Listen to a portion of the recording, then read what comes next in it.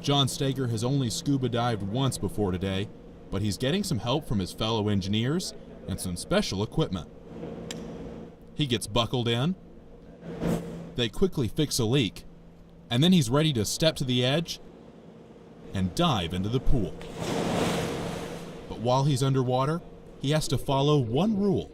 He's not allowed to use his hands. It's much easier to activate all the controls with your hands, but then trying to adjust it only using your feet is quite difficult.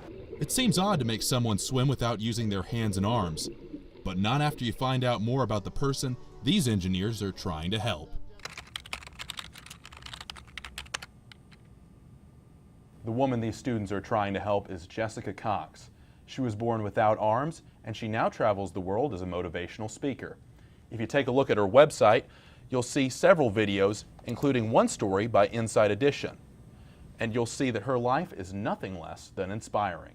She has a black belt in Taekwondo, she's a certified pilot, and so she enjoys taking on challenges, and scuba diving was one that she wanted to take on, but the current equipment wasn't very suitable for a woman with no arms.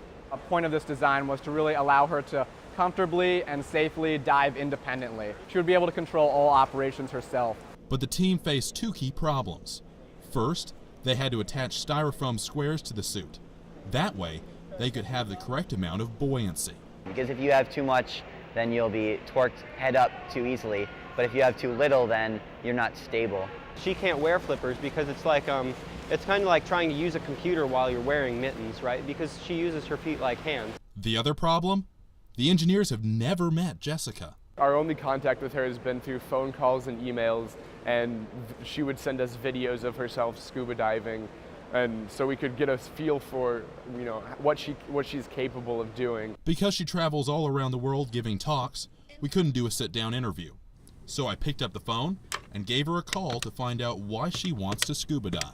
Being able to experience scuba diving in the Philippines and other places, of course. Here, the Philippines has the most beautiful coral reefs in the world. And when she does finally talk to the team, she knows exactly what she'll say. I'm definitely going to tell them that how much I really appreciate it, and they gave me wings underwater, I guess. And the engineers say that kind of gratitude makes the job worthwhile. Even if we don't get to see her in person, even if we don't get to see it in video, I know we'll all take back from this project that we were able to do something pretty remarkable for her, and let her to, continue to do what she does well, which is overcome challenges. And after 6 months of work, these engineers have helped to keep a dream's head above water. Ward Goolsby, Northwestern News Network.